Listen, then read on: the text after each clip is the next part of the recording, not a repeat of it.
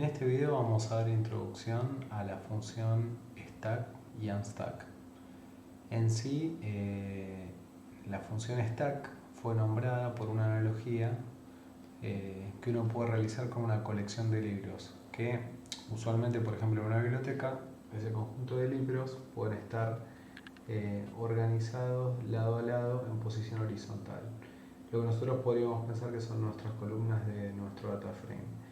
Y al en sí hacer una operación de stack, nosotros estaríamos rotando en sí esos libros, los estaríamos pudiendo apoyar de esta forma, por ejemplo en esa misma biblioteca, y los mismos van a empezar a estar apilados verticalmente uno encima del otro. Esto pasaría, digamos, de haber llevado de la posición horizontal, lo que serían las columnas de un data frame o los índices por columna de un data frame, justamente al llevarlos verticalmente apilados uno encima del otro, a llevarlos directamente a lo que sería el índice del data frame justamente en las filas, ¿sí? Ahora, de todas formas, vamos a ver algunos ejemplos en los notebooks para que esto sea un poco más claro.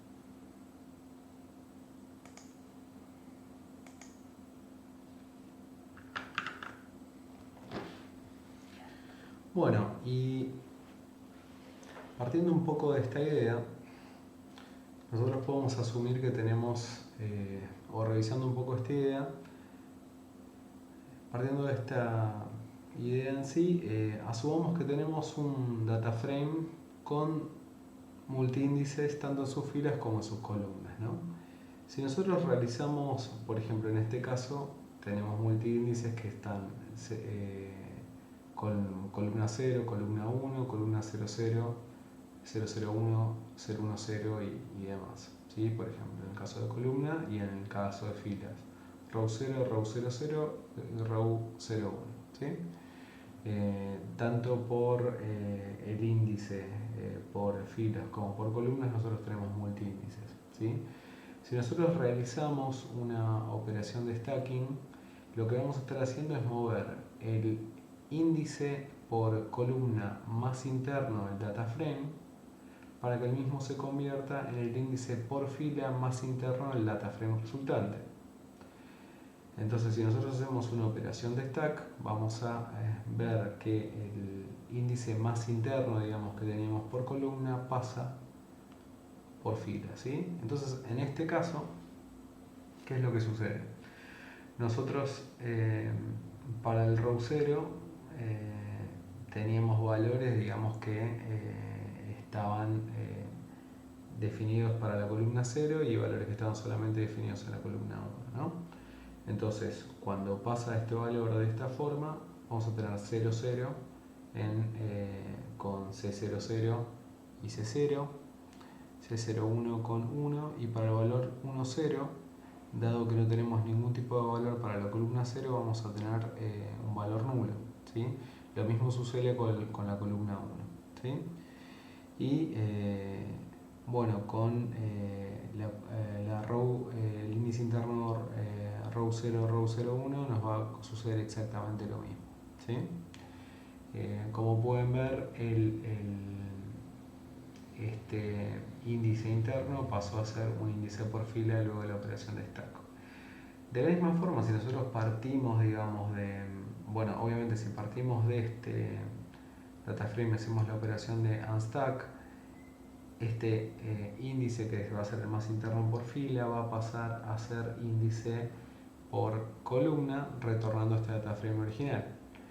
Ahora, ¿qué sucedería en este escenario si nosotros a partir de este data frame hacemos una operación de unstack? En sí, este índice que acá tenemos por fila para row 00 y row 01 pasa a ser un índice por columna, el índice más interno por columna del data frame resultante.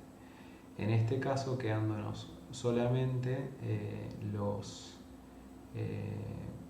en sí estos valores, digamos, directamente para cada una de las columnas, y dentro de la columna 0 C00 vamos a tener row 00, row 01. Para la columna C01 vamos a tener 01 y 11 y así sucesivamente, ¿sí? Bajo R0 y R1, ¿sí? Este sería, digamos, el data frame resultante. Con esta operación hay algunas cosas que vamos a ver en los ejemplos bastante interesantes que se pueden lograr, pero usualmente, digamos, esta es un poco la idea, siempre partiendo de esta idea de imaginarlo de la siguiente forma, ¿no? Nosotros teníamos un índice por columna, se aplica una operación de stack y ese índice pasa por fila. Mayor o menor cantidad de consideraciones respecto a los multiíndices podemos tener. Ya estuvimos hablando un poco en las clases anteriores de cómo trabajar con los mismos, pero un poco la idea en particular y el concepto es ese. Así que bueno, pasemos a algunos ejemplos.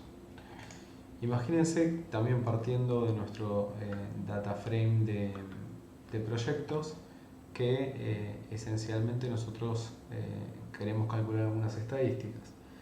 Para ello vamos a hacer un group by por la categoría principal y hacer una serie de agregaciones con split, apply, combine, justamente a partir de algunas estadísticas que queremos calcular sobre algunos de los campos.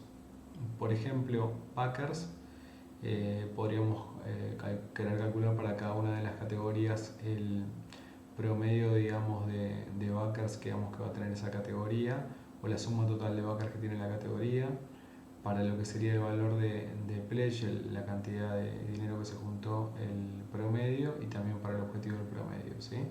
Y por ejemplo podríamos querer contar la cantidad de ítems que hay dentro de esa categoría. Si hacemos un head, el data frame, y por como lo estamos viendo, conociendo, digamos, cómo opera group by y demás, nosotros tenemos un resultado en la columna en sí de un multiíndice, ¿sí? Y en este sentido, si quisiéramos, podríamos directamente operar con el mismo. Algo que podríamos hacer para sacárnoslo de encima en este sentido, aunque si quieren podríamos ver el resultado, por ejemplo, una operación de stack, en este caso, y verían que justamente, como habíamos dicho anteriormente, nosotros lo que estamos haciendo es mover este índice, el índice interno que tenemos por columna a fila, y en este sentido, dado que hay varias de las estadísticas que nos estamos calculando, digamos, para algunos de los campos, no vamos a tener valores, digamos, para las mismas, ¿sí? Es por eso que, bueno, que el resultado que podríamos obtener acá no es muy útil tal vez para el tipo de operación que podríamos hacer. Así que veamos qué tratamiento le damos al multiíndice, ¿no? Porque en cierta forma nosotros sabemos que este promedio corresponde a backers, ¿sí? Entonces tal vez tenga sentido llamar esto backers mean, backers sum, pledge mean, goal mean y category count, ¿no? Saquémonos de encima este multiíndice. Una forma que vimos, digamos, en las anteriores clases es nosotros renombrando directamente las columnas nos podemos sacar de encima este multiíndice. Entonces, redefiniéndolas como estábamos diciendo, podemos obtener un data frame de esta forma.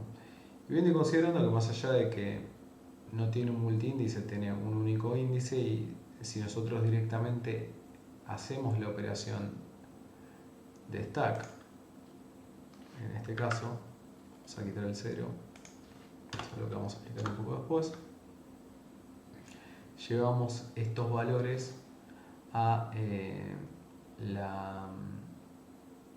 tenemos un resultado en este caso que es una serie. En particular, lo que tiene interesante de la serie en este caso es que tiene un multiíndice, ¿sí? Tiene un índice por main category y después los distintos levels nosotros que pasamos justamente del data frame resultante que teníamos, ¿sí? Es una serie con un multiíndice, digamos a nivel fila, y y de esa forma, digamos, completamos la operación, siendo distinto en el otro caso que nosotros al tener, digamos, acá un multiíndice por columna, al llevarlo al stackear y hacer la operación, seguimos teniendo un data frame justamente porque backers, pledge, goal, category siguen estando en el índice por columna de el data frame original, ¿sí? Bueno, retornando un poco esto, hagamos la operación contraria en este sentido y vemos que obtenemos el mismo data frame que originalmente habíamos creado, ¿sí? Así que algo que podríamos hacer, por ejemplo, es esta serie del cual les había mostrado el índice, asignarle una variable y podemos hacer algunas operaciones interesantes. Por ejemplo, si nosotros hacemos un reset index, en este caso, dado que nos quedó un multiíndice en este sentido en lo que es en este caso el índice por fila que tenemos, podemos ver que obtenemos justamente al resetearlo un data frame, ¿sí? Y este data frame, justamente al haber explotado, digamos, haber reseteado el índice, en este sentido tenemos el valor de main category y los distintos niveles que teníamos, digamos, que nos indicaba el multiíndice, ¿sí? En este caso tenemos nivel 1 y nivel 0, ¿sí? Si nosotros renombramos las columnas, tenemos en un data frame una representación bastante útil para después que vamos a poder utilizar, digamos, a lo largo de la materia y también para poder utilizar algunos distintos tipos de algoritmos. Una representación de la observación en la cual, por ejemplo, podríamos tener algún tipo de campo, por ejemplo, una categoría principal, una estadística y el nombre de la estadística en particular, digamos, que estamos indicando y el valor específico que tiene, ¿sí? Fíjense que nosotros partimos, digamos, de un data frame en el cual teníamos designado en sí para cada una de las estadísticas el valor calculado y de esta forma lo pudimos llevar justamente por fila a tener específicamente el tipo de estadística y el valor específico que tiene para, en este caso, una categoría o el objeto de observación que tenemos, ¿no? Y esto es bastante interesante porque nos permite, por un lado, tener observaciones y en este sentido a qué agrupación o qué grupo pertenece a esas observaciones eventualmente para poder agruparlas y hacer otro tipo de operaciones, ¿sí? Este tipo de representación es bastante útil, como les decía, para poder aplicar otros algoritmos y hacer otras cosas. Y la realidad es que operando con el data frame y sabiendo un poco cómo operar con el data frame pudimos obtenerla sin demasiado trabajo, ¿sí?